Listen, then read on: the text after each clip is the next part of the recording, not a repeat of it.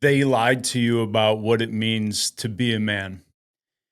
When I was younger, I just stumbled through life with my buddies, false bravado type shit, thinking that we knew what it was to be a man and just wanted to be tough and cool and do drugs and fight and all that stuff. And it was just building a character of weakness. It was building boyish tendencies.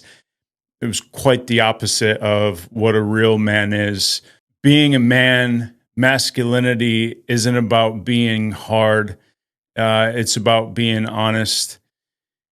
There's nothing spiritual or true about false bravado and walking into a room and having to puff your chest out and act like you're tough in any regard. Any boy can throw a right hook. That's easy. Few men can know who and what they are, what they're capable of, choose humility, choose softness, choose to be gentle, kind, and loving. Um, you know, a lot of the default of a lot of men, we go straight to anger. And when I work with men, I'll kind of poke at the anger and I'll say things like, "That's okay, man. Like I know it's scary," and they're like, "I'm not scared. I'm pissed." And I'm like, "Oh, okay. So I know where we're starting, like right on the surface, right?" But anger is just a bodyguard for your deepest pain, for your deepest wound. It is having to land on anger anytime you're discontent, scared I'm not gonna get something I want or lose something that I already have, and I go right to anger, is evidence of emotional immaturity, and which is where we start. But looking at this Men's Mental Health Awareness Month, so many men will just die on that hill of I'm angry, I'm pissed, I'm not scared, and aren't even privy to like the rudiments of psychology of anger as a secondary emotion type thing, right? It comes from somewhere, but it is a bodyguard. It's fuck you, stay away, because right now I'm beginning to touch this vulnerability and I don't like how I'm feeling. So let's just bodyguard this up, put a steel plate around it. I'm pissed, right? Whenever I get angry, I'm scared to death, man. I'm terrified.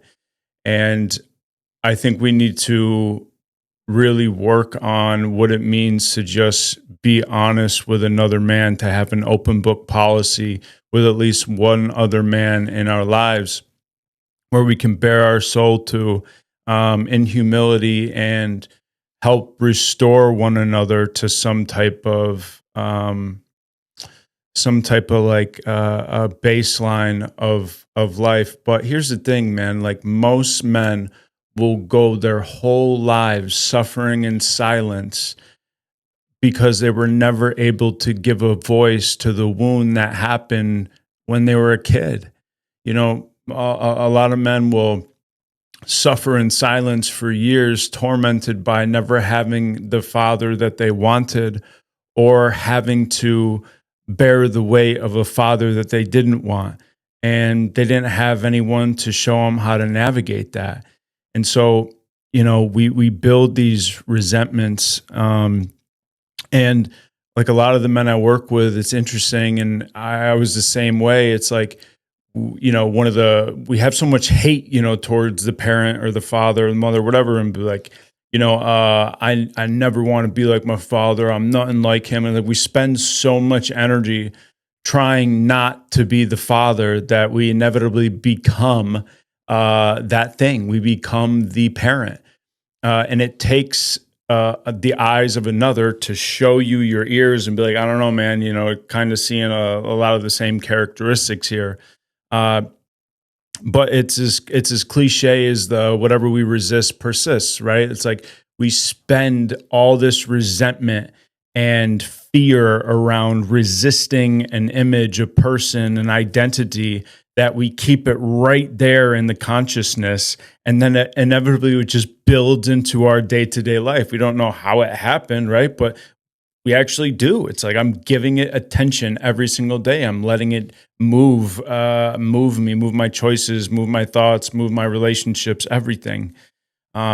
So, we just got to learn how to give men the permission to open up. And, a lot of the times we have to indirectly give other men permission to open up. So, like, for instance, you just begin talking. You gotta have the courage to talk about your own shit, talk about your own vulnerability, talk about what's going on. If you think that, your friend is struggling in a relationship, or something in fatherhood, or some type of insecurity, you start talking about your own.